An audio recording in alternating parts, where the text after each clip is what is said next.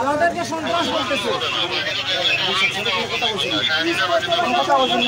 কোনো কথা বলছি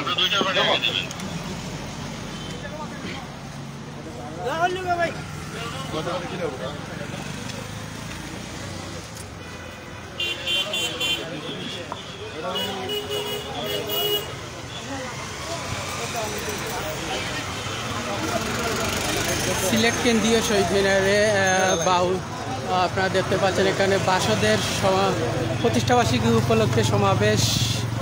অন্যদিকে তৌহিদি জনতা একটি মিছিল বের করেছিল, তারা এই মিছিলটি নিয়ে কেন্দ্রীয় শহীদ মিনারের সামনে আসেন।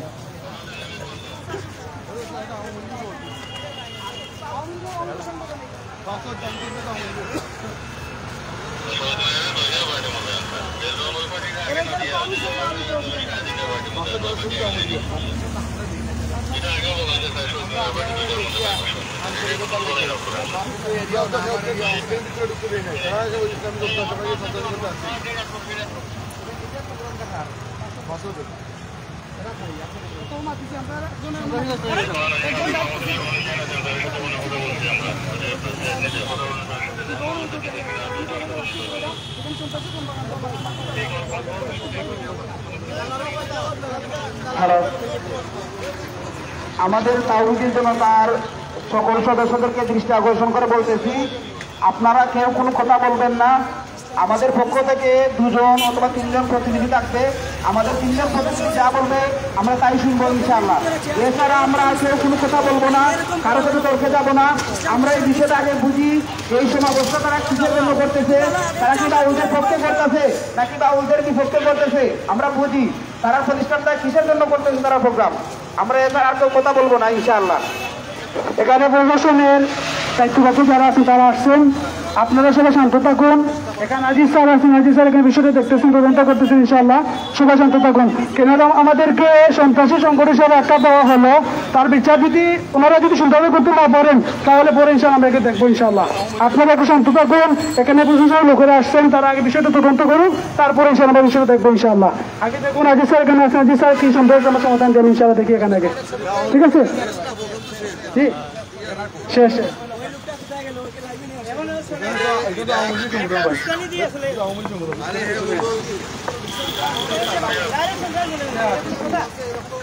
আল্লাহর বিরুদ্ধে কথা বলছে,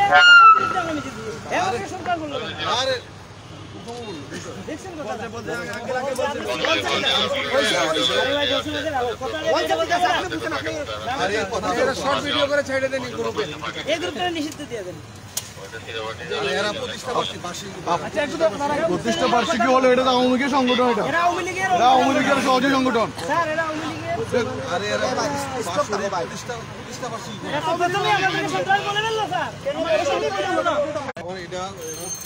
আমাদের হাতে কোনো গাড়ি নাই, কিছু নাই। দেখুন আমার একটু কথা বলতে দিন। আমরা যদি আপনারা আমাদেরকে আইন প্রয়োগ করার সুযোগ দেন, কথা বলার সুযোগ দেন, তাহলে হয়তো সলিউশন করা যাবে। আদারওয়াইজ চিল্লাইতে পারবেন, বেজার করতে পারবেন।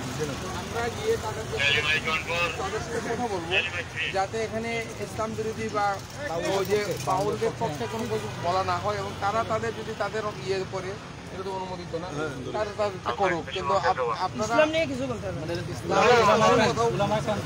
আমার কথা শুনুন, ও ইসলাম বলতে ইসলামটা তো শুধু আপনার না, আমিও তো মুসলমান। আপনি আমার দাড়ি উড়ি দেখে তো বুঝতেছেন আমি নামাজ পড়ে আসছি, আমার টাকুর উপরে কাপড়, আপনি বুঝতেছেন। আমি নিজের ভালো মনে করে বলতেছি না, আপনার যেরকম ইসলামের জন্য মায়া আছে আমার ঠিক এরকম আছে। আপনার আমার ইসলামের মায়ার খাতিরে মাঝখান থেকে একজন দুষ্কৃতিকারীরা মাইল লাগিয়ে দিচ্ছে, বুঝতে পারছেন?